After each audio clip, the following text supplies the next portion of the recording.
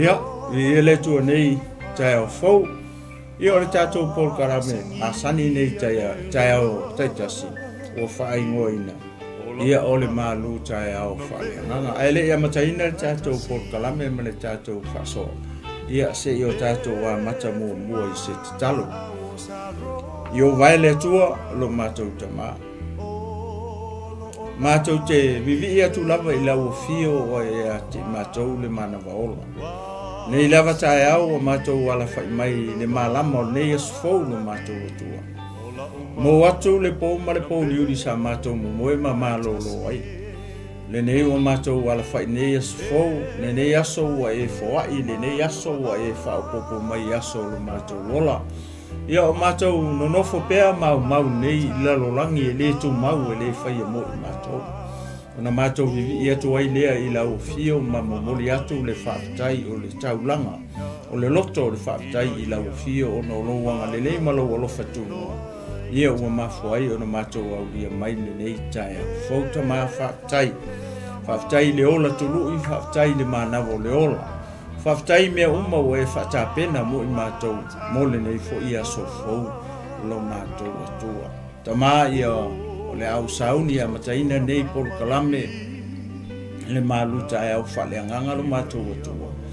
Ia o se ngā luenga e whaia fua lava pe au noa ma lau fio. Le ala leo o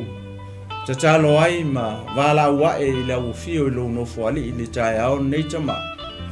Liu walo maia o fufonga mai talia mai i lau tatalo ma wala wae i lau fio i se fisosoani.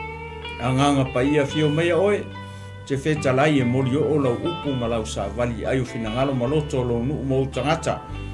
Maise o lau e ka le sia pa ia i le tae au nei ta mātau lava ina ia whaonga mai lo ngutu ma lo uleo whaonga i i fo i lo lau whaiwa.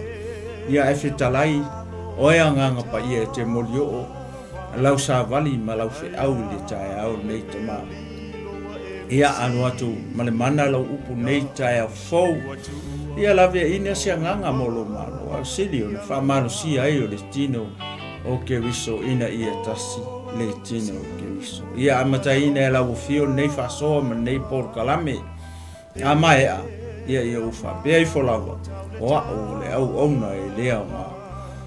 Ia matu avi ia oe ma fo ia tu mea uma i lau fio. Ina ia si iti ai oe. Nei maso uma se o atu li whaavau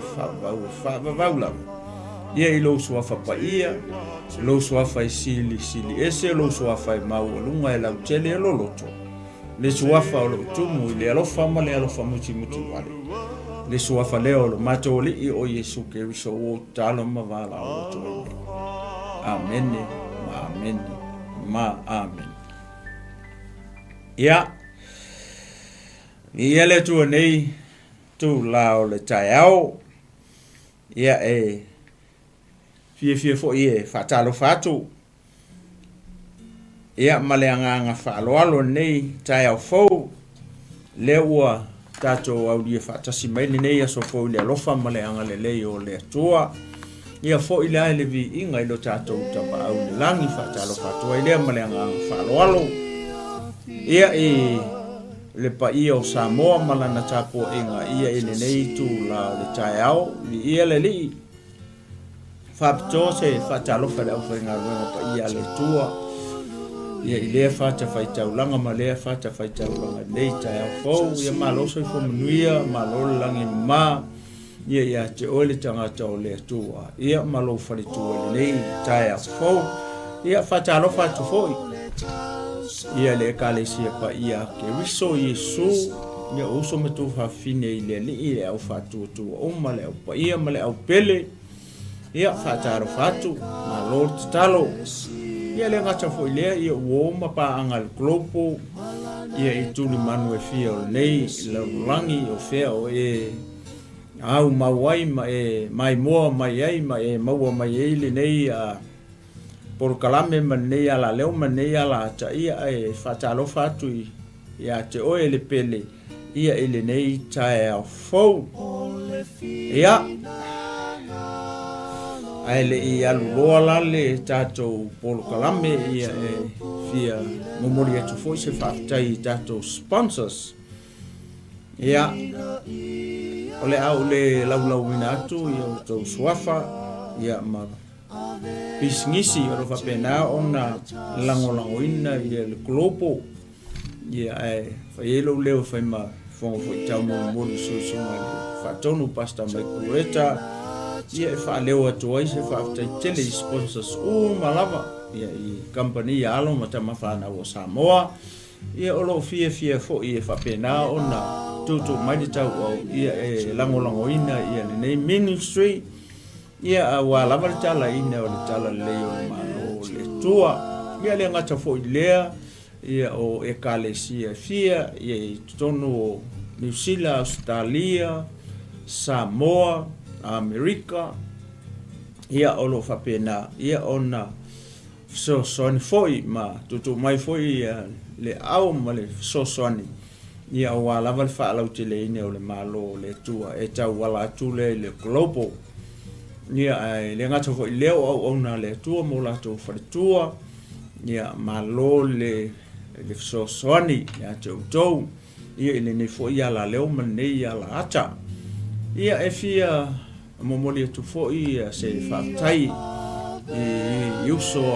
au auna mai la tau o whapena ona whaia se au nanga pe o globo ia moli atu le nganga whaatai le uso tau sunga i whaatonu moto whaitua ia i pe o le maola lea o le water flows ia o le ala fa tau le ngo isi ia o le truffle set you free ia male o le ia o platform na nisi o ala o ima tamali i o se tatu tunu ia o le winga lea o le tala ina o le malo le tua o le waa e fautele ia le tatou ngaruenga ia le ngata fo lea ia o le ato la au o le tua tatou te tau soa fatasi ia mo le tua ila le nga fatai tau songa mo tau fatua ia me se fo ia o le au whaingaruenga le tua o lo whapena ona fola mai lea platform ia ma lea platform ia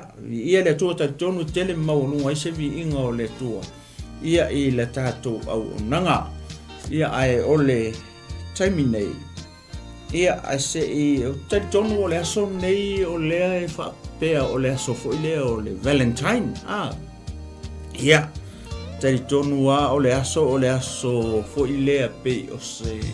aso whamanatu fo i lea na whai pe na maua se tangata na ia amataina nei aso ia lewa avempe o se aso fo i lea whamanatu fo i le vao ungalii ia o le vao le tina malitama ia o le vao o whainga wo ia mori atoila ia fo i lea ia ni whamanuianga i nei aso o ata o le Valentine Day ia a whai o nai te lua mafuta maritina o le aina ia wa ise losa le langu wale losa le fa ngai le so le ia le te wa ia tu le toto mai ia mai kuma paulo tu o te le o loala pe langu walo sa kama ia pe ia langu mu ia pule oi po le ale lanu hoile o la losa ia momoli foi le ia o alofa ia i Valentine i le tau ainga ia mai tau tua nā ma o e whamone mole e tasi le lua ni ia ulosa e lua loa ulosa ia ufasa loa ia tau ana ma oi ai se losa foi lewa ave martina e lo ai fai longa nei aso ia mata ua tu tina ia e te alofa fa maoni ia te ia nga o ia e ke ava ko ile losa ia ua te alu ave nga sisi losa i sisi mea ia vi ia le tua ia o le losa sili ia lava ia te au ia pe ona fai tu foi losa mu ia po le fatula no mu se tu lo ia o le Valentine le leia le o te no fo ia mo mafau ia o le foi le o Yesu Kristo o le fatu mu ia o Yesu Kristo le anga o le fatu na le ana moto ai momo ilunga o le satau ona o le alofa ia te oi ma o mai ka ko uma le mea tau o le alofa mon ia o le Valentine silina ia o Yesu Kristo ia family mai le tu ele tato ai nga nei tai au pe fai uma ona ave se losa mu ia pule a oi por le ala mora losa e mo molie o lo fa anga ke foi kango ave losa piniki itina ave losa mu lesia ia ave ele tua ia la tato mata upu ka kia ia nga ia la tato le upu le tua o le amo se tato fa malosi ile tusi le luo le tupu lo mata upu mua o le foi upu mua la le foi upu fa ma le foi upu sulu ono ma le fitu o o le o yeito tonu ia se fa malosi mo tato umai le tai au ni o le atonu o le nei tala foi le tonu le fiong pa ia le tu o fa longo so ye ia ai au nga foi le mo tato umai le tai to au mai o lo ye se fa manatu o lo to longo ina ai ia lo tato fa tu ia ma le tato fainga malanga i le taimi le o tato ye o le aungana o le tusi le wa sau foi ma o tai au ni o vai foi ia o le tele o se o ngole to i ma se fa manatu ia mo wa lava ia tele fa pela o sau foi le fai atu le fa so ma fola tu le upo le tu foi le ia oi le te mai mata mai le tai au ni ia ai kia ia le ai le sa o tele o se nga ma se foi le ma se le songa o lo o ye to tonu i moa ua ia nyang o le nga le o po le tua ina ia longo ina i pelo tato fatu tua ia tupu lo tato fatu tua awoni mate lo tato fatu tua ona o le tato fainga malanga o le malanga faleanga o se malanga umi le tato malanga e tataula ona fafanga ina pe tau na feed mai o tato nganga i taimi uma ina ia tupu lo tato fatu tua ia tupu lo tato fiefi tato te au na i le tua ia ma tato malanga pe sa vali le mu ia le tato fainga malanga ia ole au fai tau atua la ia foi upu ia ona fa so solo le mu tu ai le o le tato fa so le tai au nei lua le tupu lona mata upu mua foi upu mua ile foi upu fa ia ona to si ile foi upu solo no masufitu ai ole tala atoa le foi le palaka lafa atoa le e mana ona va ai leva oi le aso nei ia ma fai tau ia molo lava le lei ia lua tupu ia ua sili le oti o apo ona faua leo Israelu e Moapi wapa uifo saia ile mea fa upenga o le fa malama ilona afe o pito lunga i Samaria ona mai ai lea ona awina atu wai lea e ia o au auna ua fai atu ia inao ia ina fesili atu ia pele sepulo le atu o ekerona pe o te malo lo i nei ma au feta lai atu le nganga Iova ya Elia le tisepi tu ia lunga ina lua e fa feta ya i au na le tupu o Samaria ia e fai atu foi ia te ilato ona ua le ai ea se atua i Israelu tau te o atu ai fesili ia pele sepulo le atua o Ekerona o le mea lea o lo whaapea ona feta lai mai ai o Iova e te lea luifo lava i lea moenga.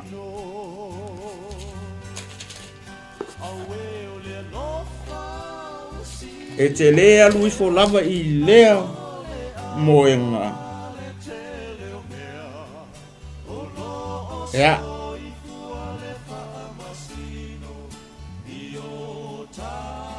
Ua whai atu. Ea, la skoe e whaika waku a. E te lea luifo lava i lea moenga. Ua e alua e iai. A ole a e oti lava oe. O na alu ai lea o Elia. Foi pesuru ono ma foi pesuru fitu. Lea o si ia i lero. Ai ole kusi ako e lusu lima nga veces. La u fai tau atu ole foi pesuru ono ma su fitu ia na amata le mua tu ai lea o le tato malu. Tai au fale nganga. Foi pesuru ono ma foi pesuru ono ma le fitu e whapea. Ona la tau fai mai lea ia te ia whauta mai ua iau au auna surongo masufiku whauta mai ua iai au auna tangata malolosi e toa lima ngā fulu se i la tau o e sa ili o la tau matai ina ne isi itia o ia e lea ngango Iova malafo ina ise maunga po o se vanu ia la usi ia male la ro fai tau i foi pule muli ya la ka ke foi funga foi mai la le foi pule lusu fama le luas fululima ona fa liule o ia tua wa vai atu ya te la to wa fetu watu fo ia te la to ia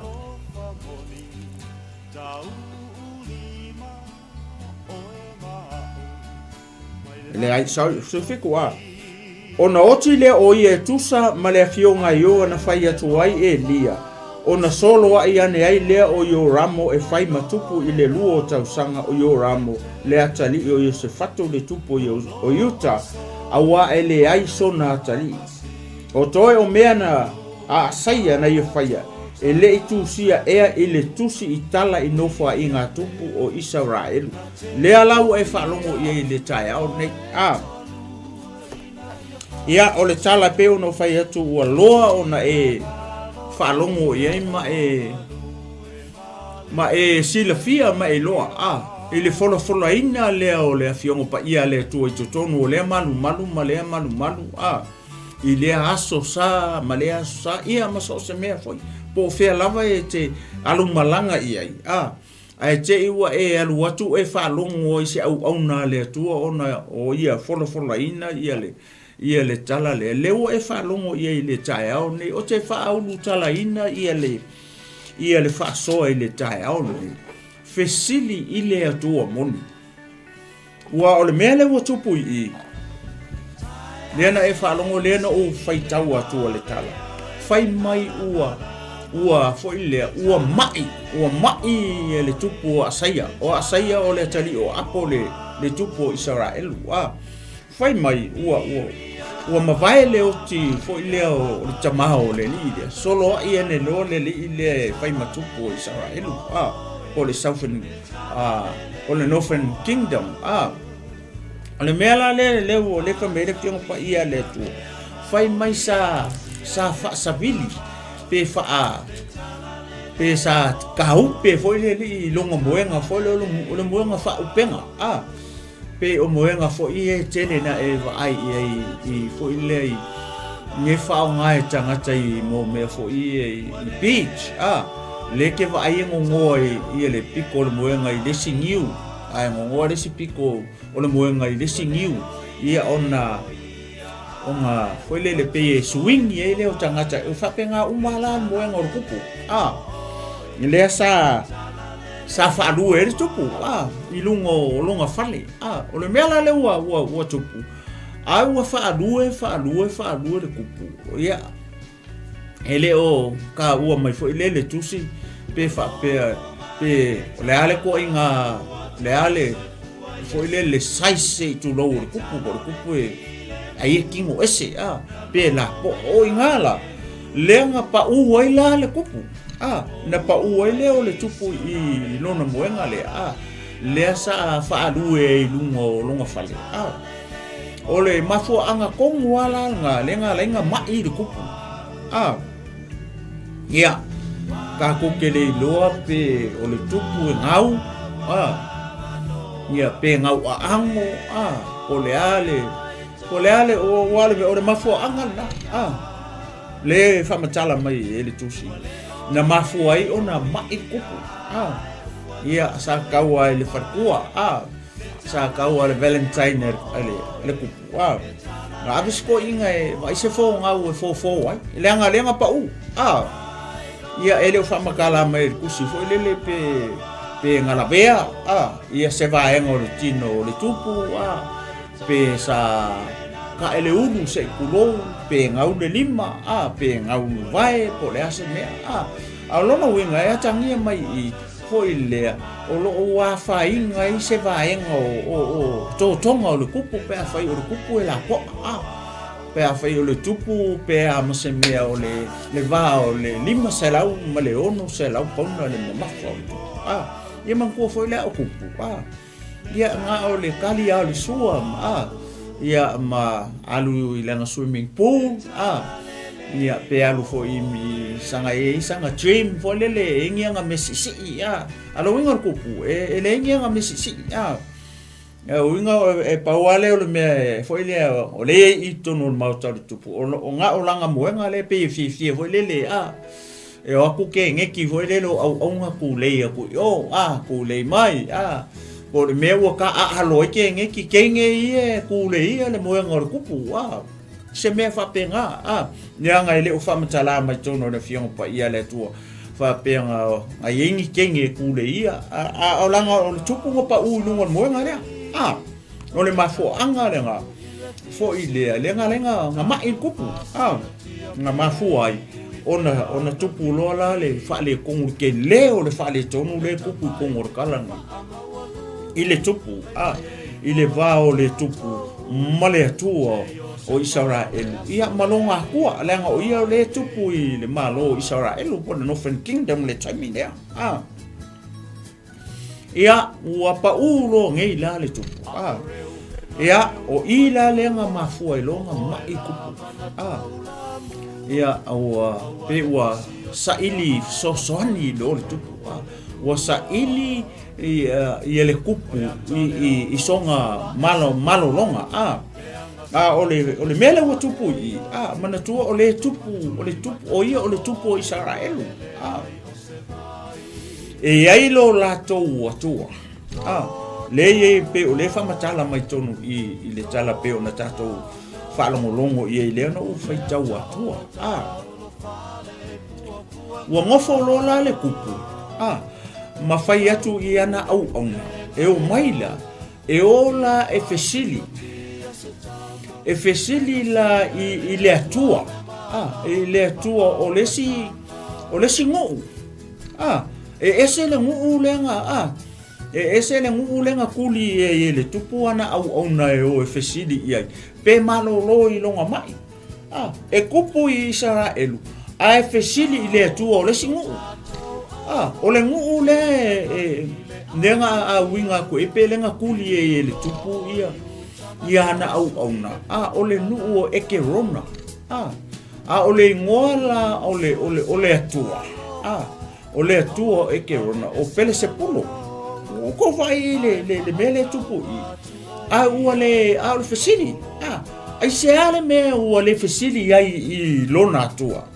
pe o le mele le ua fai atua i fo le ulu tala le tai au nei o le tatou matau fesili i lo atua pe fesili le tua moni.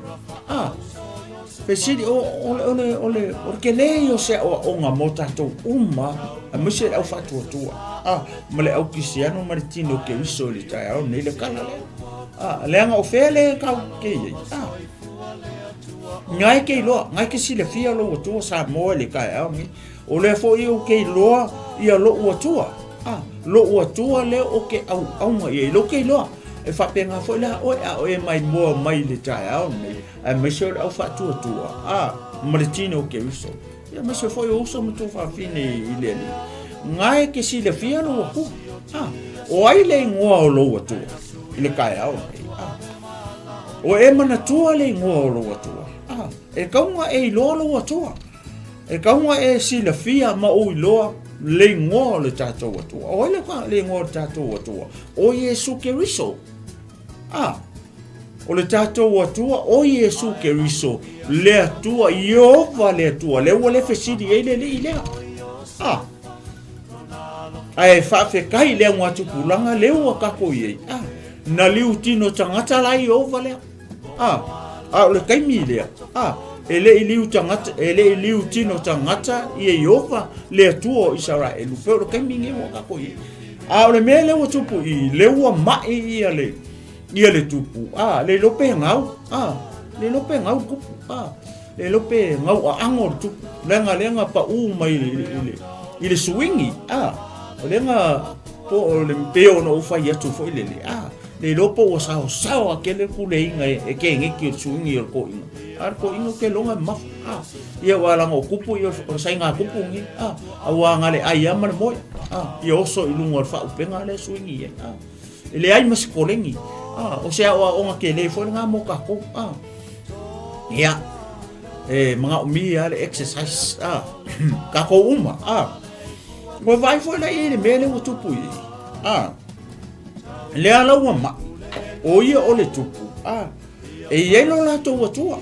E le tuo Israel. Ai vai fo la ile. Le o le fesili ai. Le o le fesili ia sai lo na tua. Le tuo Israel. Ai fesili le kua oi. O eke rona o kasi le tribe. O Filiskia. E lima tribe o Filiskia. Lewa. O le ngoala o le tuo o le awali o eke rona. O pele se pulo. Lewa kuli e ianga au ngai o. E fesili ia ila ia pele se pulo. Pe malo lo i longa mai alo fesili. O le ala me o le fesili e longa kua. O lona atua o le atua moni. O le akua le o fesili e. Ia o le akua la au po le akua maa. Le umanga o e fesili e pe malo lo i longa mai. O i o le tupo Israelu e lo ka lo lato atua. O Yehova le atua Israelu. So la whakari mai ali i lo atua ali i le ua kuli nga i o. O le lalorangi nei o lo to soifo mo ka ko ola. Tatou faititi. Le angai ua tele ia tani tonunga. Ua kele ko inga akua. Faikeke i tatou. Ia e malama le i lo atua. Ia e loa le i lo atua. Ia e loa fo i le ngoa o lo atua. Lo atua lenga liu kingo kangaka. O longa i ngoa. O Yesu a ele o pele se pulo. Ia e ngase la. O se te au le fa malosi le tonu. E ngase. Ia esa ili ya Yesu. Ia esa ili lo atua. O lo atua o le atua moni. O lo atua o le atua na ia faia mea uma. Na ia faia le langi ma le langi. Ma mea uma le kumu ai. Na ia faia oe na ia faia i tato. O le kako wakua nga. Le na liu tino tangata. E ala ia Yesu Keriso. E saula. E osi le taulanga. Inga ia mahangalo ai anga sala. O ele ke mai mo maritai. Aol nei. Ia manga sala le kangaka lea. Kako uma uanga sala tangata uma. Ua le o ele vi inga mai le tua pe ngofa mai roma tolu. Ngofa i koe lua sifuru ma le ko. Ale foi fai mai mo mau mai o ane. Ua faa pe alava ona alofa mai o le atua. Ile lalo langi. ua ia awina mai eilo na tali pele to tas ina ia le fano se tasi fatotua ia ti o le akuanga sa kaunga fesili ia sa kaunga fesili ele topu sa kaunga fesili ia saya a le fa mai ele fesili ia a o le ulutala o le tato fa malosi de taia o fesili ile tua moni fesili ilo tua ai sea langa ngai ke ilo lo ku leo fa longo ye le taia o ni o le asa o ngamo o e ma o mai tato uma le taia o ni tato le to tongo le ekalesia ke Samoa le o ke siano male au fa tua le taia o ni a e mai tulo ai ngasa fesili ilo tua au ke fesili fua ile ku ke le loa au te fesili fua ile tua ke le masangi ai ai vai le mele o tupu i o le wa mai e ku ale o fesili ile ku nga ke le loa au o le fesili ilo na tua o le fesili ile tua Israel o le fesili ya Jehova le tua Israel au ia le kupu ya Israel a le o fesili ile tua nu ese male ku le singu anga ke le loa ale fa mai o fesili e pe o ke malo lo ilo mai a le fesili fa fela lo nga ku o ia le tupu i ia Israel le nu filifili o le tua ale wa mai ale wa ngalo ia lo la to wa tua io vale tua Israel le o le fesili le ase se fe au le tonu i motato le au ke siano male au fatu le anga kukupu a me fa pea le te mai mo mai le tai au ni le te fa longo mai le upo le tua i le tai au ni le tato malu tai au fa le mai o le tato te ye tonu le ekalesia ke uso o le tato watua na le ua li utino tangata o le akua nga o le au ke siano o ai longa ingoa o Yesu ele o persepulo ele o se fai pele ele o se fai kusivili ele o se fa kaula iku ia lo tato watua ia e malama le ia e sila fia le ma oilo le atua le ka ke au onga i le keminge u ka ko ye ai me se au ke siano mal au fa ko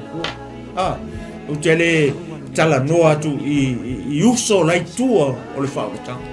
Lai kua, male e kalisia ke wiso Yesu.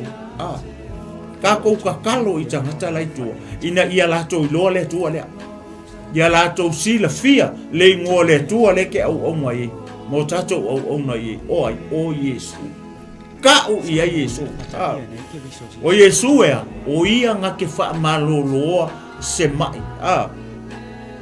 Vai le wa ma alo fesili i si ka ko va ai la ye ile se malekali nga au mai elona tua ele io le tua le nga manga o ele io le ya perse pulo le malanga le fa ko o akua fa ko ala o si le fie longa ku le mele wo le va a watu ia ale wa sa ili ia tua ese sa ili le tua o le singu ele malama i ngake le loa ale o fai au mai o se mai o fai fesili i ai po ke malolo e fa penga le me tupu ia te o ke usia pe a o mai taimi fa pena e kele ke usia ke usia no mo le ko inga mele pe le mele fai ia sai e mai lo fesili lo fa kaulai fesini lo ia tua ele o songa kua o le ale mea nga fai e perse pulo mo o e ma o mai kako ele mo se mea o le atua nga o le akua nga fau e lima o kangaka mo meo fa kangaka ma fa akusa ale o manga o fesini ia perse pulo o le ale mea perse pulo mo fai a fa fele atua le lo kako wa kua o ia o le tato wa tua leke i loa ia longa ingoa o Yesu o Jehova leo le fesili ai ngai ia fai mea uma leo le fesili ai inga ua mai ke le io le akale i o le telei o le aka mai fesoasoagi le i mo kako uma i le taeao afai e ke mai fesili ia Iesu fesili i le atua fesili ia Iova le atua o Israel fesili ia Iesu Keriso o ia o le faaola o ona tangata fesili ia Iesu pe ke malolo fesili ia Iesu ina ia faamalolo oe fesili ia Iesu inga lo atua leanga o ia o le atua soifua o le atua soifua o le akua nga ia faia mea o le atua nga ia faia o nga ia faia o le atua nga ke faamalolo kako mai o le atua o Iesu nga ke kulia ke mongi pe afai o nga ke mai iku nga e ulu ngi ke mongi ko kongu oe nga o lo atua o ele ngo o Iesu nga ke mfai ngo nga kulia i fako ia nga le ko kongu o tatou nga ke faamalolo fo i o kako mai Ue vai le ese senga o le atua le ofisili ia male atua moni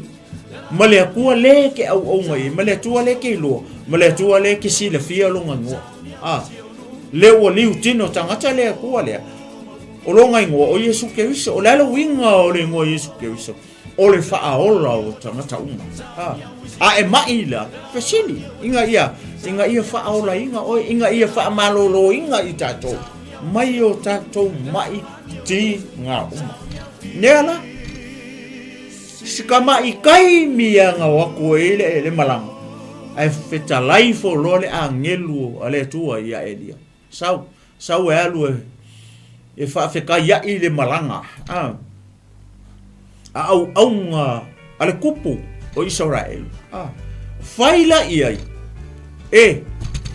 ma ngai ia soleo o le fe au lenga sa mai perfecta ma ngai o le fe au ma ngai o le upu na mai i le atua le o le fesili i ai le kupu o le asa o nga motatu ka ko ngofo ia maku o ia o kongo re kala le sole mo ko o fefe mo ko o fefe wa o ina ia o mai fesili i le atua mon le atua le okay loa le atua le na liutino tangata o ai longa ngo o Iesu Keriso yo fesili ia Iesu Keriso fa mo fa malolo mai o mai au le loku ne fio tau sanga o e fa ola singa ka mai ia e fesili lo e anu lo fai pele ma fai kusivili e anu lo fa kaulai al fesili o le anu ele fesili ia Iesu fesili ia Iesu fesili le tu moni fesili i lo atua nga faia o faia ka ko le tu nga ia faia le langi ma mea le o le utino tangata le atua nga o longa ngo fesili ia Iesu ai o te fesili ia prese puru ai au ke alu sa ili se me o ele fai pele sole ke manga ku ara kai mine ngo i samo sole o lo fa ngoa ma va ai lo fa i tangata e ele si asonga wa ku si kenge ngai o ma ko fa alu aku ile ko lu o sa lo la yo si ku ye o fe nga muski mai nga ko su e me il fi pede wa una le fa ku o su ko le sa mai o su il fi pede e su e ile mai so ka lo fa o la me o le va ai se o ma le tu e fa malo ya lo fa singo e foi le tolu o so me il fa pede o ngofo ale ma so ma alo fai tangata ya o kanga kalo ke lo Yesu o kanga kaloku o la lo loku se vai o le o ko so fa pede wa yo fa ngoa wa ai alo fai i tangata o le winga o le whamalosi male mele whame i le whianga pa ia le tu o leo lo whamangaku mai ia oe le ke mai mua mai o oe o le kewsiano o le tangata whatotua o oe o le tangata le whamai ua e whaolaina ia sa ua tātou whaolaina ina ua tātou talia ni le tau lau kaku kalia Yesu i o kako loko i le kakaula o ngā o maingi mea whapea ni mai ngā lolola ia o Yesu au e fesili loa i whakangaka o e fesili whakaula iku mo whai pele pe o le tala leo te whai atua kukusa le leia mele mele o e keu siana le ke mai mua mele tai au ni leua ua e wha longo mai fo i le tātou wha malosi tai au ni o le upu mo kako uma o upu mo le au keu siana o le upu mo le au whatuatua i le kaimi i le kukupu i mea whapea o ai e te fesili i ai fesili i le atua moni fesili i lo atua ngai ke i lo le ngō lo atua ngai ke malama lama le lei i lo atua ma le mea na whai e lo atua ia ke o i lo soifu ma lo wola le whapea ngā whai le whakua aru waku o ale le malanga ai a whai whetalai fo loa ia le angelu ia e li sau halu whafka ia le malanga ale au nga le tupu le mai e o i le e kerona e mai e o ia Persepulo mai o ia Persepulo o Persepulo ele kaukala o Persepulo ele savali ele lo foi Persepulo se me ele la longa foi Persepulo se mea ele va ai ele la ngona se mea ele savani ele mingoi ele se leo ele fa i o Persepulo se kulo ele se leo nga le ngofo am fa sa o am kilo mai ke oi ele lo e Persepulo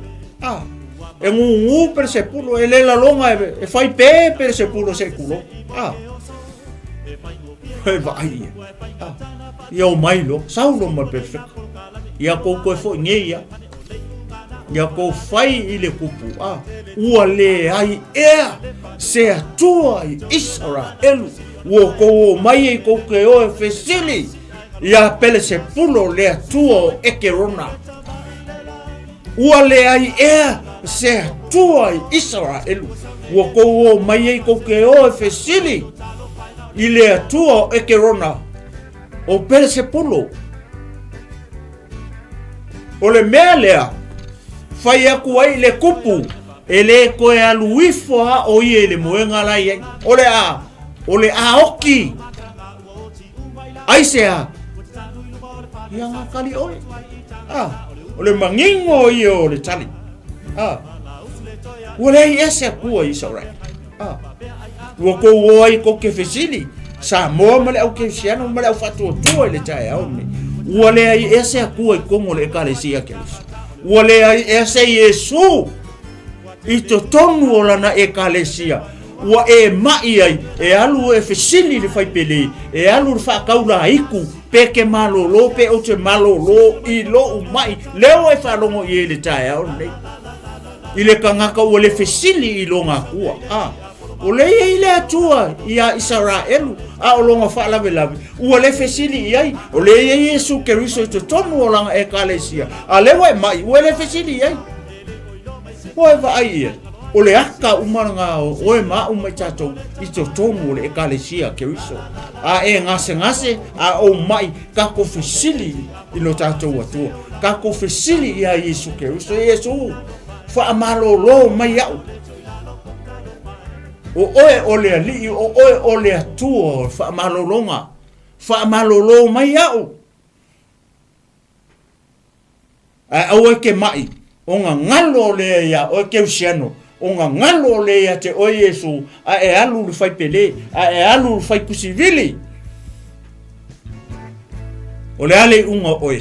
pe a ele fesili pe o le tupu lea o le fesili le atua o Israelu a o fesili atua o no ese le ala wakali mai lona atua le atua moni le atua ngai e faia mea uma le atua ngai e faia oe ma umre kupu lea le ala o tali mai e ke le alu wifo ai le moenga ngai ke ka oko ai o le a e oki mafua mai sea ona ua le fesili I lona atua le ala ua e whalongo I ai le tae au ne mangaia o le whamalosi mo tato uma le au keusiano ma le au whatuatua I kako uma le kokongo le ekalesia keuso e le taimi e le aso e o mai ai mai o le tino ne ele ngaka oe o le tina po le tamao le whanau au e ke alu le akua e ke leiloa au te alu le atua e pupula mai e leiloa oe au te alu le atua e le se leo e le kaukala mai au te alu le akua ngā le ngofo mai e le mingoi e le whiaruai ngā le ngofo ngā le kua e le mea kasi I le aso a koa kua e le mea tasi I le kausanga a koa le fia se furu kausanga o lela a kua I pere se pulu I kokongo lo fale au ke fesidi ai kongi fafo pere se pulo aisia leanga o le akua nga fau e lima o tangata au lela ko fa ku e ko ifo le ai le fai al fa kanga le oe le fai e pere se pulo oe nga fai oe nga fai le atua le o fuale atua mua fuale atua inga o le fesili aku ia le kupu ia pe malolo longa mai ale o fesili fa kanga o pere se pulo fa kanga o le fa kusa au le fesili ai ia fesili e kilo kua o kuma inga le aso a ko ele mingoi o meia fa mai le atua ia mose fai le ngu awangi o ko fai ni fa akusa ni akua maa mangi akua la au e fa au popo mai ate Samoa le wa fa longo iai o akua nga le fa mai ele yo vale tu Israelu ya mose mo meo akua fa popo wa fa popo ile tu moni wa fa popo ile tu ngai fo me wa fa popo ile tu ngai fa ile langi manera langi ngai fa oe ngai fa me o mea leile la langi male langi malalo ifo le la langi nei o lai o vaia e pule ao le tu I me fesini la ile tua nga pule au le tua nga ia faia me uma e mai fesili lo tua le tua le wa liu kingo kangaka ala ya Yesu ke wiso fesili ya Yesu fa malolo mai ya te u fa mo le wo mai nga upa ile vi nga upa so fangua no hai lo peo no faiatu ora ko inga nga pa ilanga swingi lewa mai fisi ifano na ala me lewa wakei ofo pele ya ko se ikula kan ngo aku ya nga va ko fo imai wa ko fo imai wa ko fo imai male kali olonga mai le ala wa tali mai le atua moni le wa tali mai lo na atua o le kali mai lo la per se pulo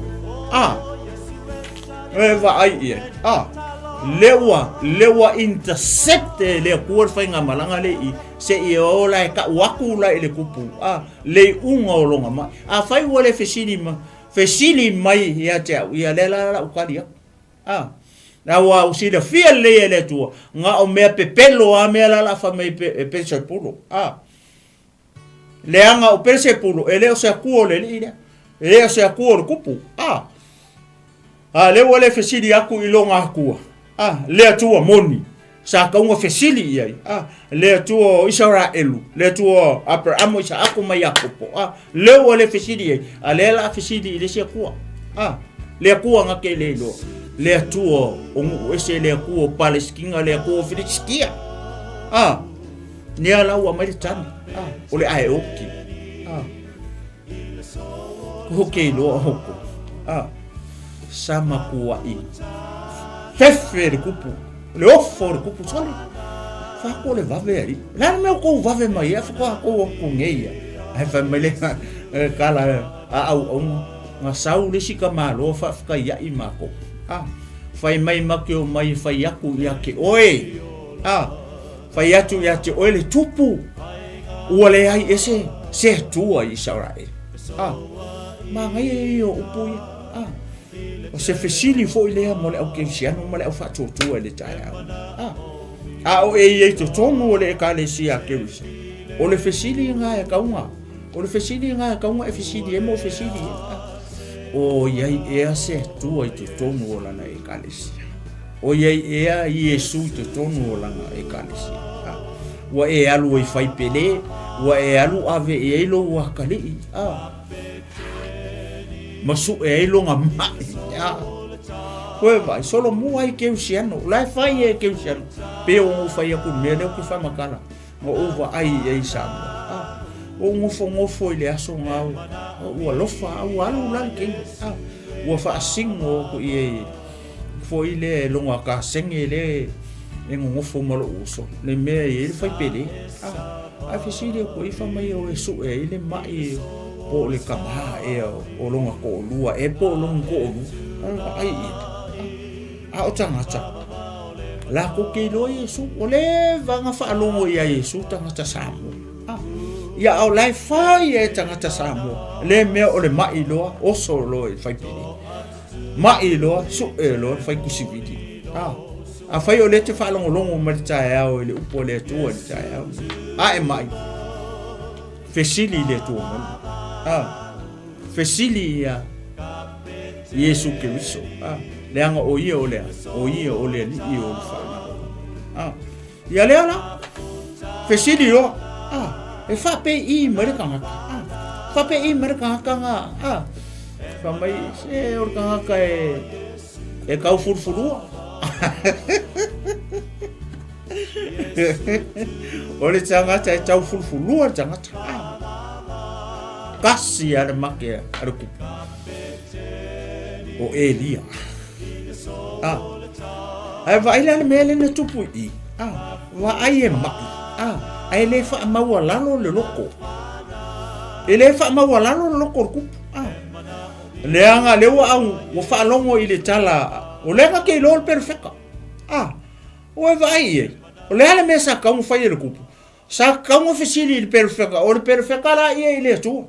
ale nga ke lo Elia ai le fesili ai le fai la i le perfecta o le perfecta o le middle man o ia le nga ke e ku le va o le tua matangata le perfecta ala ngi yo nga po ka ko i le tu le au na le tua o le ku le fai fe au ni le va o e ma o machacho ia mo chacho le i o Yesu Keriso ale ala o vai ele ai mase fa pe fo lele pe ku ilunga tupu walo le vai perfecta fisili nga mai ia i ngofo makuri kanga ka fai le perfecta sa ia fai ia nga lua kwali limas fulu mua vala au perfecta ile langi pa u ele afi uma limas fulu ko mai ele sala mo ale kupu ele sala mo ale tupu ele fa mawalalo lai e alo na ia manatu fo ile fa kupu fa pe o ia o kupu ai ngalo ia ke o lai kinga inga ilonga mai ele o maua se file mu o ngole upu le fa tu ia perfecta fa e ke oki o le ese tu Israel o e fesili ile ku o e ke rona o e fesili ia perselu pulo o le melea o la e oki ai e ke le ko ya luifo me le moenga nga ka o ko o le moenga nga ke ka o ko ma e umma ko ye nga kuli tangata ele ima fainga ku lunga ku pu malu alu e ai tangata o le tua ile upule e foringa mai e fa ma wa lunga lo tortu ko le fioki alele o mafai o fa ma wala lo lo ko malu lo ai perfecta ale o ngofo e kele me o le fisili i le atua ia a le wa mai le tali ia le atua mun longa ku le ku Israel a le ngofo ma ami perfect sa kuli aku sau fa mai le kupu ke la e vai upo ka ka ye e aku fo e fa ma o lunga e ke loi upo tanga ai sia le anga o le va inga le va ai o ngal kupu ma e fa ma o lunga tu e o fo la ka ka ye a ver fe o perfect e fa ma o lunga fo wa kwa fa mai saya e ke la ia vala au perfect lang ya pa u ele afimu ia koe a winga ku le sili masfulu fa mai le kupu ke raku sole oi ke fa longo ye fa mai le kupu ke raku ia vala au perfect lunga e pa u ele afimu koe a winga ku le sili masfulu pa ula le o tanga te fa longa mafofa ngalu ile perfect ai la ku fa ma wala lo loko ngake lo le awala e fa ye le tanga tau le leanga o le perfecta leanga o elia o ia lenga laenga ke sui kulanga inga le atua Israel aluaku loi le silimas fulu le mun le kolu wai le ueva ile poto maleta mai male lokor ka len ka ia ko limas fulu mun muli le ngaluaku fa pa u maifo mo faiatu ile tangata o le tu fa mole lau sunga le tangata o le tua le perfecta ai ova le tua Israel susu mai lau sunga ka ko o ila la fa ka ni mai le kupu fa mole fa ko asa wele o perfecta ai sea nanga le wakali le perfecta le wala ku ifo ma fa pa u ma kau kala le lei ku le perfecta ai ale o li nga mo ole makua fia kamale anga ko lua le sole no mai kopu ke la se kope la kuai o la ki ngai ngar kopu o la mai o la fia mo se malo longor kopu kope la kuai ya wai la de fa penga uma ka ko alu aku se kanga ka fa penga ke va ai ko fa penga e kau kalia ngaka foi le yo tato loto mo ka ko mafofo ko nga kanga ka fa penga e ai aku fi manga o miesef so ai fa longa ku ngai upo ola o le malo losi ya ko mau lunga ka fa ya ko yo la fuga au changa chamuni muni le kolu wai leo o au na le tupu makanga kaka i limas fulu le nga awinga nga ruaku lo fa pa u mai fo i lumor tangata o le tua fa mole la usunga tangata o le tua mako o mai pe ke finga ngalo manie o fai mai le kupu pe ma fai o nga e sanga limaria pe ma fai o nga e mali waku o la fie fei lo ai kalia lo alu lo ile mana onga o le tu le ka ko kupu le ia le wo fa longo i le wo e fa longo i ai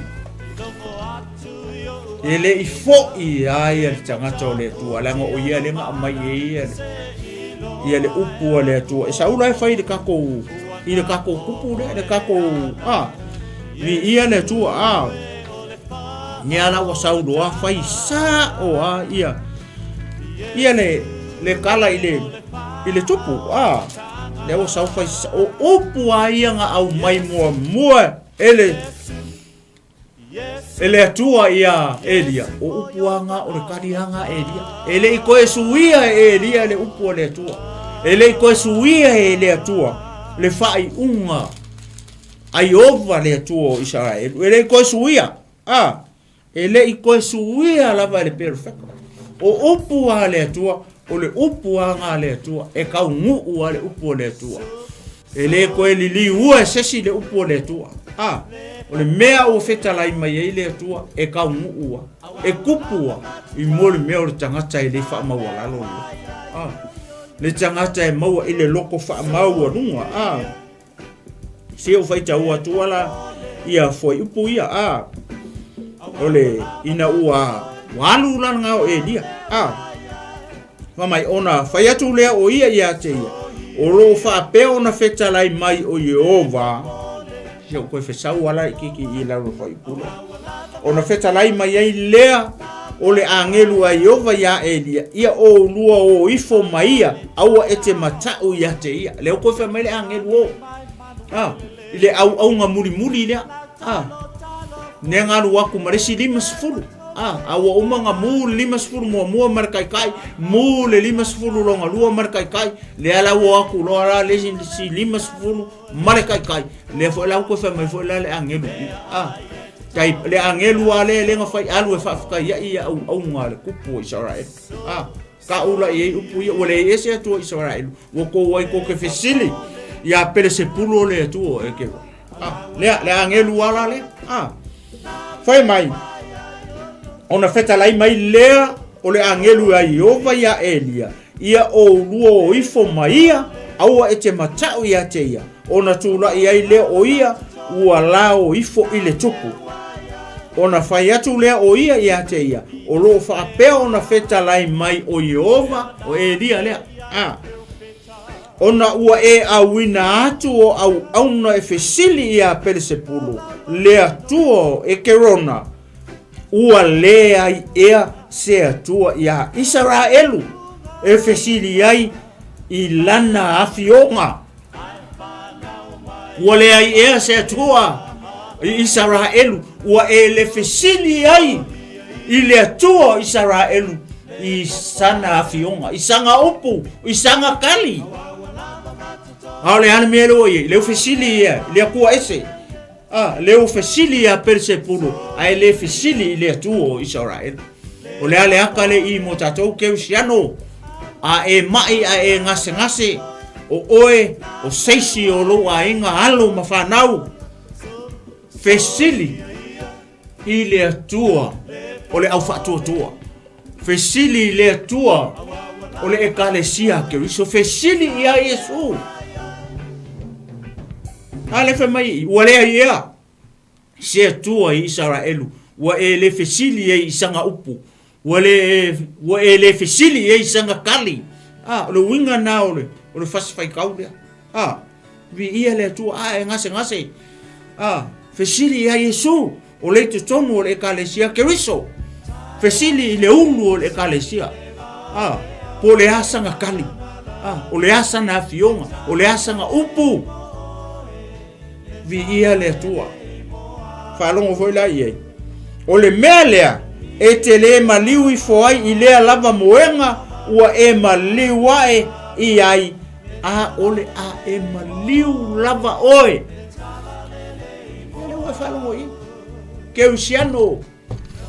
o le upu ale atua e kaungua aisea ua ki ngale atua ua fuale atua lewa umanga ko kofi o e ke ngalua e kongo le kalesia keriso o le awa o le faila unga o le fola